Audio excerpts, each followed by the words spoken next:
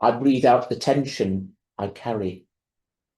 I release what no longer serves me. I breathe in the strength of our community, a sanctuary of diverse voices and shared purpose. I breathe out the urge to go it alone. I embrace the power of togetherness. I breathe in the courage to speak truth, even when it trembles on my lips. I breathe out the silence that holds me back. I make space for honesty and justice. I breathe in the hope of transformation, knowing we are here to build and to heal. I breathe out despair, trusting that change is born in small acts of love. As we light this chalice, may each breath remind us of the sacred rhythm of life, the pulse of creation, and the power we hold to shape the world around us. Let's just take a couple of moments just to reflect and allow the flame to continue.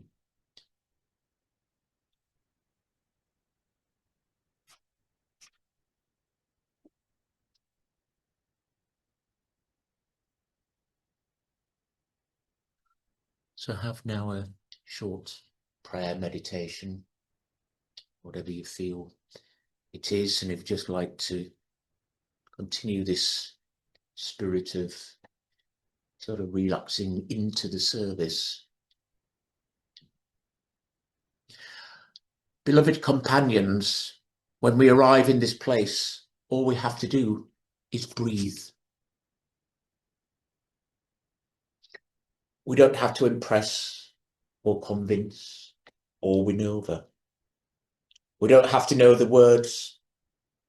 It's okay that we didn't read the book or pass that class or carry that title or meet that mark. We don't have to be anything but who we are. Here we rest in essence together and step into this communal rest. We lay down our burdens, our longing, our craving, our unmet need, our error, our regret, our sudden disappointment, our anxiety, our shame, our sheer exhaustion, our bewilderment, our bafflement, our burgeoning terror. All of this we lay down today. As we do this, may we be filled instead with presence. May we feel held in the comfort of our community. May we discover new compassion for ourselves and others. May we meet this moment with gentleness, ease, and gratitude for this air we breathe together, for the questions we ask together, for the justice we seek together, for the songs we sing together. Amen. Blessed be.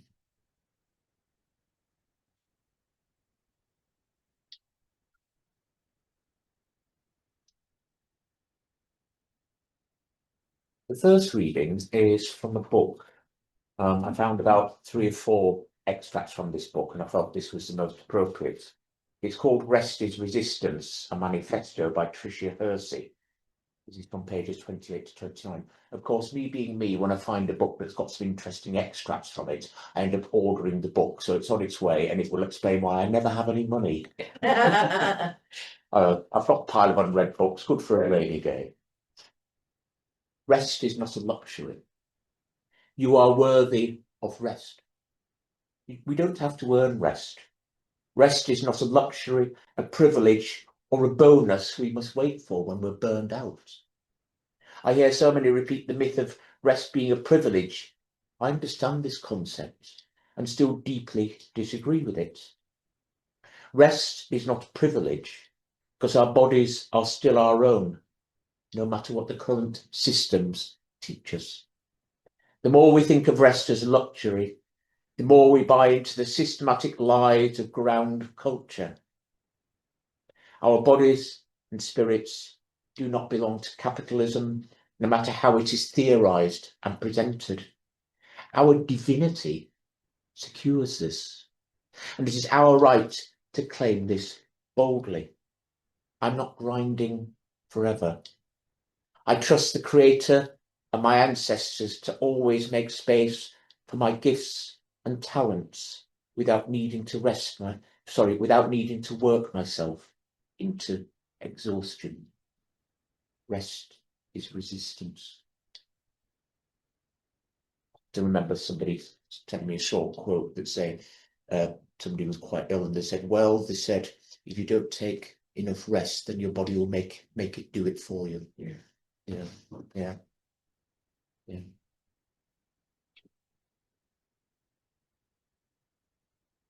The second reading is from it's a website that I use quite regularly. I do find there is a tessellation between psychology and spirituality. I really do. And it's called Psychology Today. Don't worry, it's not going to be a lecture, but there are some really, really important things.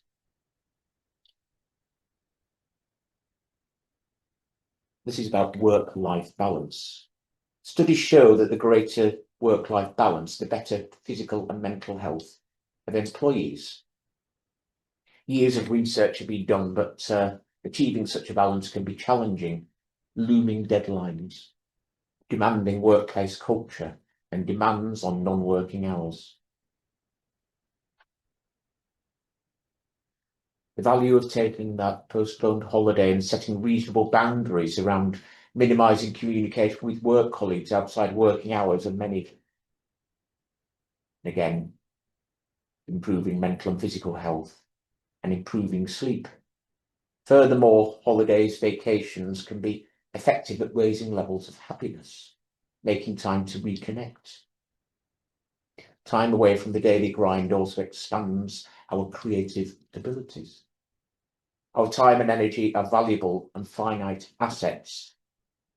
It's our responsibility to build healthy boundaries around what is a finite resource. And I've never thought about it before, but our energy is a finite resource. It doesn't go on forever. Workplace burnout include trouble concentrating, exhaustion, irritability, a decrease in productivity, and the symptoms like headaches, muscle aches, stomach issues, and changes to sleep routines. Yes, it's happened to me several times, I will admit. Beyond building healthy boundaries, it's important to communicate and reinforce them. You're surrounded sometimes by a corporate culture that doesn't understand the benefits of downtime. We need to keep track of what we're entitled to and schedule things for us rather than around the anticipated needs of our workplaces. We need to learn to say no to requests that place unfair and unreasonable burdens on our time and energies. So just a little bit about work balance. And I think with remote working and people having work mobile phones and laptops and things like that, it's sort of becoming increasingly difficult to shut off. I was disappointed when the government decided not to push through their law that they have, like they have in France, where once somebody's at home, unless they're scheduled to work, that they're allowed to switch all their work equipment off. And I think that's right, that work is work and we need time. So as I said, the working title for my service is Time Off. I don't know what people's lives have been, not just with work, but with tasks generally, and whether people do take adequate rest and adequate time off. I think sometimes we're in this pincer movement, sort of between positive work ethic and capitalism, that you've always got to be doing something. You've always got to be productive. You've always got to, when actually we don't realise anymore the value of sometimes doing nothing is okay. Now, I've worked in places range have various comments, right, like asking, oh, when's lunch? When are lunch breaks? What time do people take them? Oh, we don't really bother with lunch here. Oh no, sorry. Again, going back to France, because I have worked there, they have a great idea. They just all go out the office and go and sit in a cafe and their lunch is very, very important. I've even been in a supermarket where they're switching off the lights and throw everybody out because they want their lunch, which I think is a different type of culture. And I've been in places, particularly now I'm in a job where once I leave, I can leave, and that's great. I've been in jobs, particularly when I was in care and support work, where I'd have shifts swapped around, or having to stay extra length of time, or people saying to me, oh, we might have to cancel your annual leave because you really haven't got the staff. Which I said, well, tough because I'll be on a plane, but just things like that, and it's just this work ethic, this, nothing wrong with doing hard work. Good hard day's work for a good day's pay was, what I was brought up on, which is why I'm a strong believer in the trade union movement, but I won't rattle on about that. But everything that people do, they seem to have to be productive. People might do a bit of painting or making cards or baking, and people say, "Oh, well, that's good. Well, if you work hard at that, you can make that into a business." And it's just no, doing that for relaxation. Also, you don't have to be very good at it. You might be awfully, you might be awful at painting. You might be awful at baking, but if it does you good, that's good. That's your time off, your rest. We don't have to be wonderful at everything. We don't have to be, there's just this ethic at the moment that seems to be, if you're not doing something, if you're not productive, if you're taking time out, that you're wasting time, there's something wrong with you. It's no wonder that mental health problems are skyrocketing. People are taking more and more time off sick. People being expected to work through illnesses, which creates more illnesses.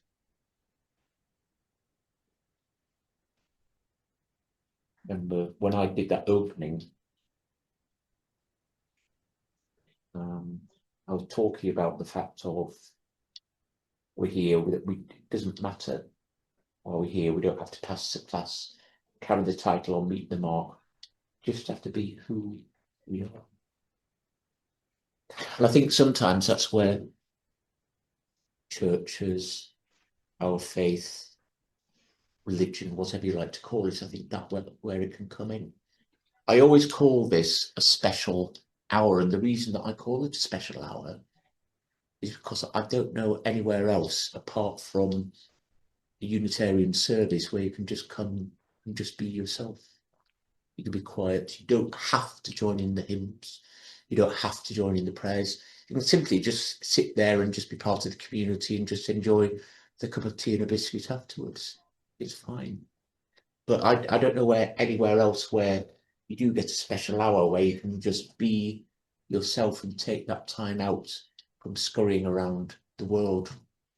There's a book, I've forgotten the full name. It's Mrs. Something and the Rats of Nim. And sorry, Mrs. Frisbee. That's right, yes. And the rats go on about all the humans getting vacuum cleaners, which means that all vacuuming, which means the power stations have to increase their electric production, which creates more burns and more vacuuming. And the rats are saying, they're calling it a rat race, and the rats say to themselves, well, we wouldn't be so stupid. Yeah. Thanks for that, Louise. I've forgotten there. But it was a lovely book that I read when I was little. And we can still get inspiration from children's books.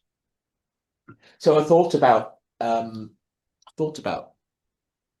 this, and I thought, well, is there anything in our Christian history? Is there anything in maybe in scripture or something that comes out? Jesus actually set examples of resting. Mark 6:31 said, then because so many people were coming and going, they did not even have a chance to eat. He said to them, come with me by yourselves to a quiet place and get some rest. It's there. The day had been so busy, neither Jesus nor the disciples had even had the chance to get a bite to eat. you know, and if you're me, I get hungry, trust me, I don't, you know, not like to eat. Jesus recognized that rest and food were in order. He could have left the disciples to handle the crowd on their own, but knew the disciples would benefit from a time of rest as well. He encouraged them to follow his example of rest and get some much needed quiet time.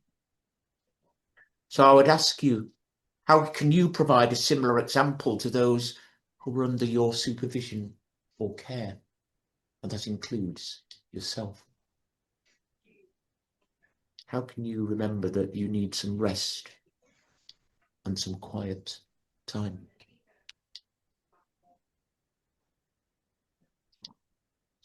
Now, this might sound quite strange, but you know, there's actually benefit to just sitting and letting yourself and staring out of the window for a while. You know, says in, you know, our society doesn't value the act of doing nothing. But Plato suggested ideas in our heads are like birds fluttering around an aviary. We need moments of purpose-free calm to allow the birds to settle, and therefore our ideas to come to the fore. When you stare out the window, it's not to look necessarily at just what's going on outside, but to explore what's going on inside your head. Zhuangzi called staring into space mind fasting.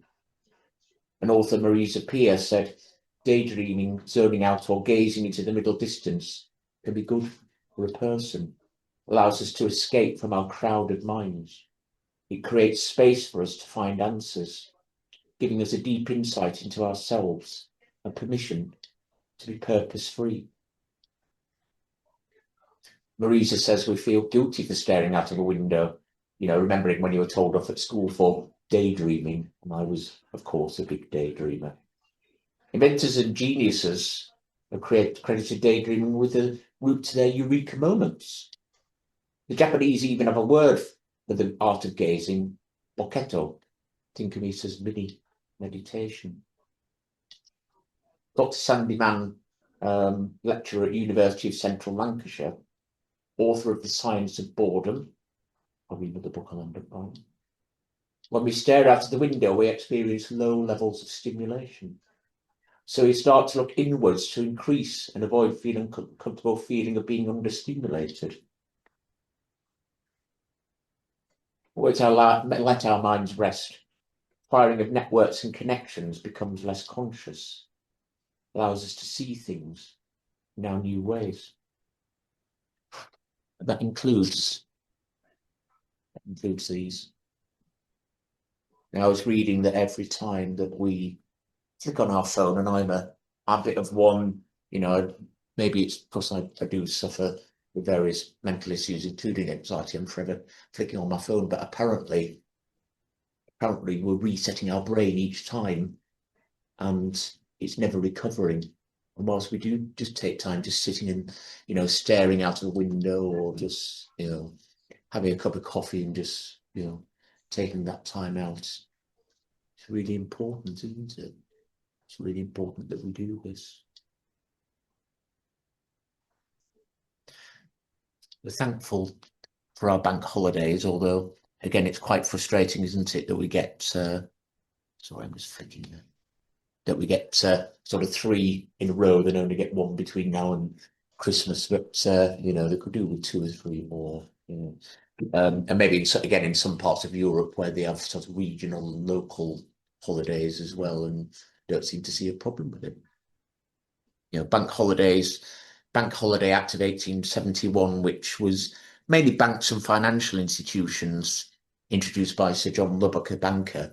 It was to provide national days off for the workers, but it wasn't just the banks. It meant that other workers who relied totally on the banks would also be able to have the day off. So what are our holidays? Careful not to get political, but you know, most of our holidays were created by trade unions. We have May Day, which we've just celebrated, public holiday, International Workers' Day. And a lot of it is to do with protests that have happened across the globe to get people their rights and to get people their holidays. So now we get good things. We get people, hopefully people get paid maternity leave, they get 28 days holiday, they get that. But it's not just a social thing. It's really important that people do and people take those times. I book holiday days, but sometimes I'll just book a day. People say, "Oh, what are you doing with it?" And people say, "Nothing in particular, you know. I'll just go. One of my favourite things to do if I'm not working is, and it's really simple things that you can do. You can make a cup of coffee, go back to bed, put the radio on, Radio 3 or something like that, and just, just relax. And for me, that's a meditation. Got the music, the smell and taste of the drink. And it's really, really important. So what does this have to do with us at Unitarians? Well, as I said, that we're creating this space where people can sit and be and can take time out of the hustle and bustle of the world around us and forget about doom scrolling news and this, that, and the other, and we can just be ourselves. And it's important that Unitarian congregations continue to grow and continue to let people know that you can come. Everybody's, it's a level playing field, and we don't matter who you are, where you came from. Just come be and come and rest. We've seen examples in Scripture of how Jesus encouraged rest. We know for a fact that he went away to rest and take some quiet time in his human side. So why is time off and why is rest such a problem in society? Maybe we need to stand up for it a bit more. Maybe we need to think and, even if we have to plan in our busy lives, maybe just spend 15 minutes. We don't even have to meditate, just doing nothing. Just sit and just be. We don't even have to be on holiday or anything else. We can just plot that into our lives. So back to psychology today. Acknowledge any lack of work-life balance. Awareness is the first step to creating change. Prioritize your well-being. Forget about everybody else. It's about you. And I think a lot of people don't prioritize their own well-being because they don't feel important and they don't feel worthy. Remember that you are all well loved. When you come to this church, make sure you think about your own well-being and your own worthiness. Schedule break time. Start saying no to unreasonable demands on your time. Saying no can be difficult, but actually it can be quite refreshing. Make you feel better. Build healthy boundaries. And, talking about job things, if it's getting really, really bad, it's not difficult, but change. Maybe you just have to change what you do. A friend of mine had a very well-paid job, but it was very, very stressful. He had to make some sacrifices, but took a much easier job, took a massive drop in pay. Now he says he couldn't be happy. Yeah. Again, we seem to be in a society where, yes, we've got bills to pay, but money isn't everything either. We are what matters. We are what is prioritised. It's about us, our humanity, our emotional well-being, and our spiritual well-being.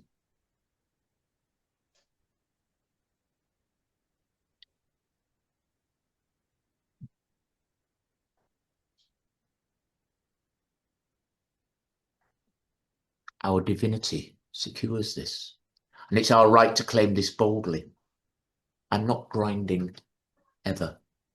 I trust the Creator and my ancestors to always make space for my gifts and talents without the needing to work myself into exhaustion.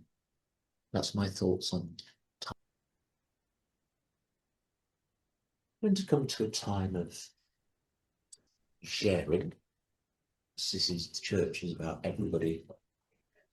And I always believe in the community, and I believe that the church is a sanctuary. And I was talking about the special hour And we don't maybe have many places during the week where we can share something that's on our hearts, a joy, concern, something that's happened this week. We have some candles here. I think there's only 4 that work, but if we do run out, still can come up or stay in your seat and just say something that, or just quietly contemplate choice. I'll just take a few words. Wendell Berry said, "For a time I rest in the grace of the world, and am free." So in this time, may you rest in the grace of the world and be free.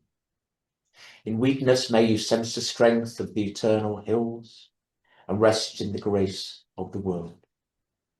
In failure, may you be upheld like the buoyancy of water and rest in the grace of the world. In limitation, may you remember that choices may be as great as the expanse of the sky and rest in the grace of the world. In insecurity, may you feel the solid earth beneath your feet and rest in the grace of the world. In despair, may you hear the joy in birds singing and rest in the grace of the world. In fear, may you feel the warmth of the sun and rest in the grace of the world. For a time, I rest in the grace of the world and am free. So be it. So please feel free in your own time to come and share, and then we'll have a little bit of music just to. Anniversary of BE Day, Yes. and I actually, if you'll excuse me, I hope this isn't hijacking. I do have a few words that were shared with me by Paul Dawson, who leads worship for us. Great. Yes, So please do. perhaps I might read them out. Please do. As we light a candle, may we honour our ancestors in faith by living boldly, loving mightily, and creating heaven on earth. May its flame rekindle a transformation in ourselves, from grief to healing, sadness to joy, memory to wholeness, and celebration to acts of love. As we contemplate our flame, we remind ourselves of the need for forgiveness, for the desire to dominate others that leads to conflict between people and war between nations. The flaming chalice, the symbol of Unitarianism born in the Second World War, reminds us of the many soldiers, sailors, and airmen, and the many people around the world who gave their lives to restrain evil and oppose tyranny, so that in this hour and this place, we can gather in thanksgiving for those who continue to strive for peace. And as we gather, may we be as joyful as those who gathered on that first Victory Day. May we be glad of each other's company, to be humble, to receive the laughter and love, in memory of those who gave their tomorrow for our today. Amen, blessed be, and so mote it be.